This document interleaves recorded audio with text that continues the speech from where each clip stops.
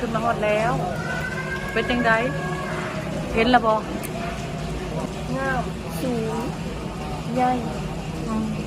ตื่นเต้นบ่มานะตื่นเต้นจุดๆทางเนาะเบิ่งน้ององุ่นนะฮะขอพรให้ได้สู้ไวๆพุ่นมาขอให้ได้สู้ไวๆเด้อเพิ่นว่าขอรวยๆเด้อเพิ่นว่าปลายดีวันนี้ก็มาก่อนมาเที่ยวงานวัดนักวัดอย่างว่านครปฐมดีเจที่ใหญ่ดีเจเจดีเจดีที่ใหญ่ที่สุดที่ใหญ่ที่สุดในประเทศไทยทุกคนจะไปอยู่ในที่เขาไปอยู่ตรงนี้เนี่ยเดี๋ยวจะไปถ่ายไหนตอนนี้ฝนตกอยู่ข้างในเนาะฝนกำลัง6 เมตรเดี๋ยวสิพาขึ้นไปเบิ่งข้างในเด้อเบิ่งเลย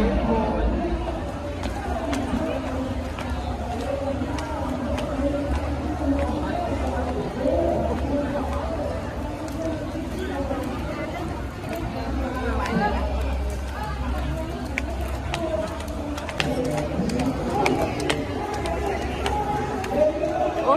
เข้าคุยกันได้ปะเข้าคุยปะไปไหว้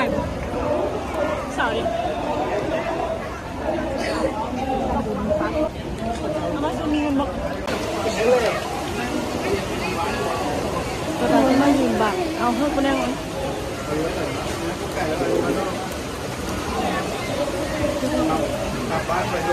โอ้โหคนโต๊ะ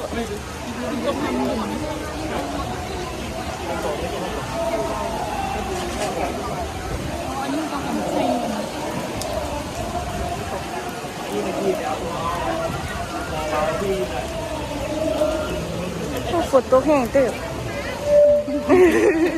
ถ่ายแล้วฝนตกเนาะน่ะอ๋อถ่ายแล้วทุกคนฝนตกแห้งบ่ได้เห็นแต่คนหลายเนี่ยถ่ายจุดใช่ไหมเอานี่จุดนะเนี่ยเทียนนะกราบคนเนาะพระจำลองคน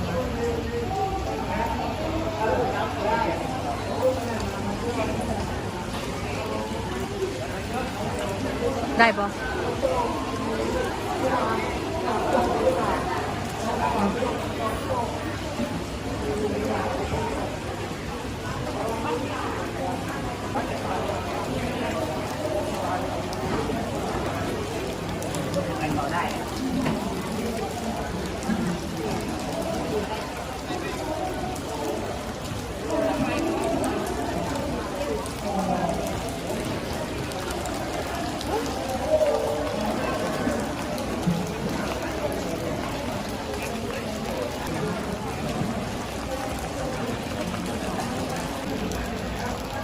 จากที่เรา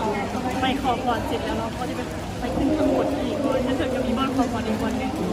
เราสิพาไปเบิ่งอยู่ข้างบนมาเป็นจังใดมาครั้งแรกเนาะให้น้องสู้ทายให้เบิ่งเด้อขึ้นมาฮอดแล้วเป็นจังใดงามสูงใหญ่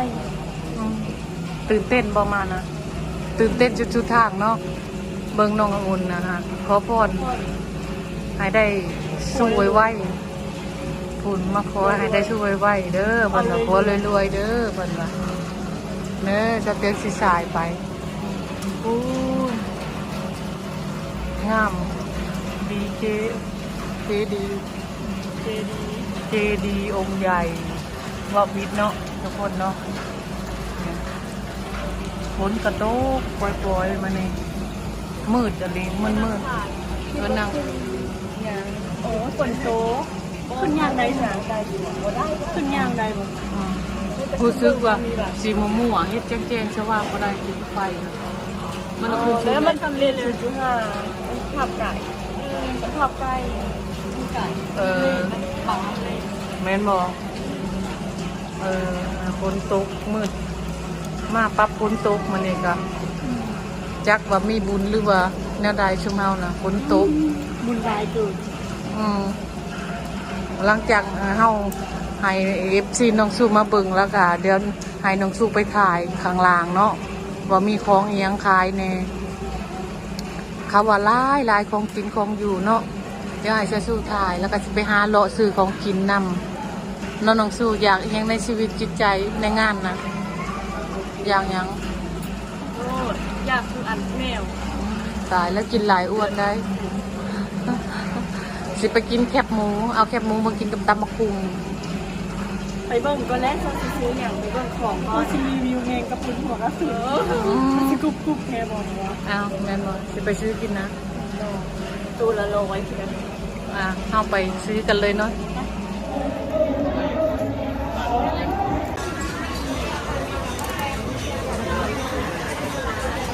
ต้องกินตัวค่ะ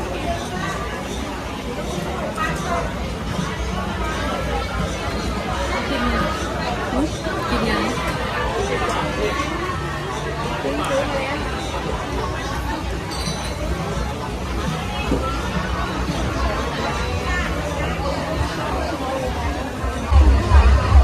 บ้า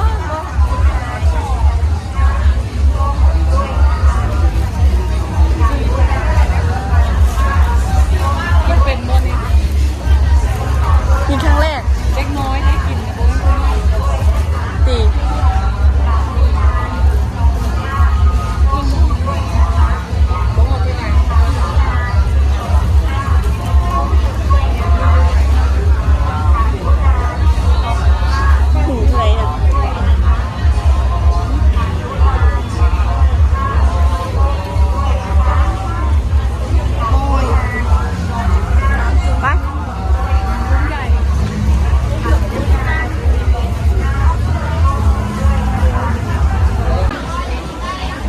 ขนมจะเอาแบบไหน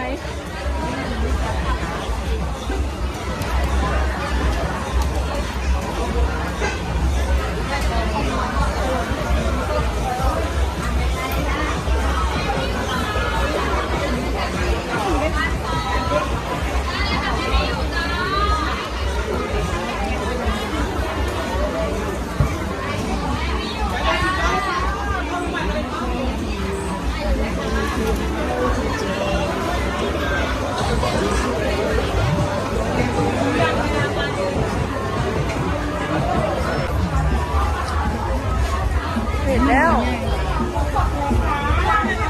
เอาเป็นบะหมี่มะเขือนะนี่ขายยังไงที่ห้องที่ร้านข้าวเป็นบาท100เอาตัวไหน60 บาทเลยเอา100เอา